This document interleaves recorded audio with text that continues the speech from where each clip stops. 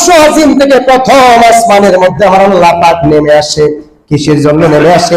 আল্লাহ তাআলা প্রথম আসমানের মধ্যে নেমে আসে তার বান্দাদেরকে কিছু দেওয়ার জন্য। হয়তো আপনারা লক্ষ্য করবেন, যদি আমাদের এই এলাকার মধ্যে, যদি এই দেশের প্রধানমন্ত্রী যদি আমাদের এলাকার মধ্যে আসে, দেখবেন এলাকার ধনী গরিব সবাই একত্রিত হয়ে যাবে। যদি ঘোষণা করে আমাদের এই মসজিদের মধ্যে প্রধানমন্ত্রী আসবে, আমাদের দেশে প্রধানমন্ত্রী আসবে, তখন আমরা কি করব? শহরে যারা আছে ওরাও চলে আসবে, গ্রামে যারা আছে ওরাও চলে আসবে, সবাই মিলে বিশাল আকৃতির ইন্তজাম করে বসে থাকবে। কেন? প্রধানমন্ত্রীকে যেন সন্তুষ্ট করতে পারে।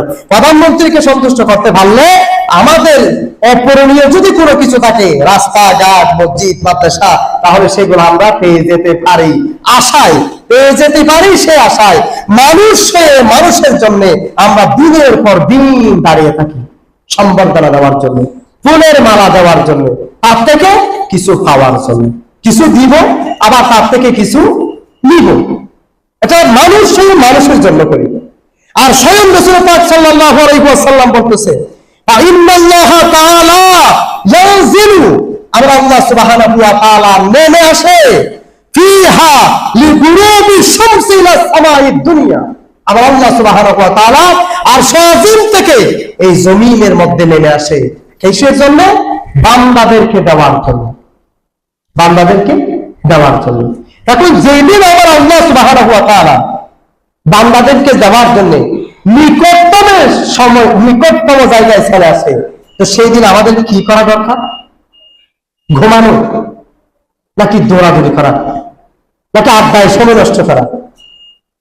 আবার তো কিছু কিছু ভাইয়েরা বলে এগুলোর প্রয়োজন নাই, এরকম কথাও শুনতে শোনা যায়।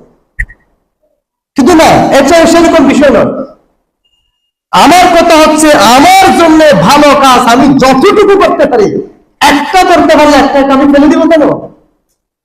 যেদিন সবাই মিলে করে সেদিন তারও মনের মধ্যে উৎসাহ থাকে, আনন্দ থাকে। অন্য সময় একা একই যদি কোনো ব্যক্তি যদি একা একই ইবাদত করতে চায়, সেদিন তার ঘুম আসার সম্ভাবনা আছে। আমার কথাগুলো মিলে কিনা দেখেন, একা একই ইবাদত করলে সেদিন ঘুম আসার সম্ভাবনা আছে। কিন্তু ওই দিন যখন সব মানুষ ঢালাওভাবে ইবাদত করে, সেদিন কিন্তু ঘুম আসে না। সেদিন ঘুম আসে না, তো একটা মনের মধ্যে আনন্দ থাকে। কার আগে কে কয় খতম করতে পারি, কার আগে কে কয়টা সূরা পড়তে পারি, কার আগে কে কিভাবে করে করতে পারি, একটা মনের মধ্যে তৃপ্তি থাকে, আনন্দ থাকে। তাহলে আমাদের যাদের আনন্দের সাথে আল্লাহ তাআলার সন্তুষ্টির লক্ষ্যে কাজগুলো করবে, তাদেরকে আমরা বাধা দিব কেন? নিরুৎসাহিত করবো কেন? আমরা তো উৎসাহিত করবো।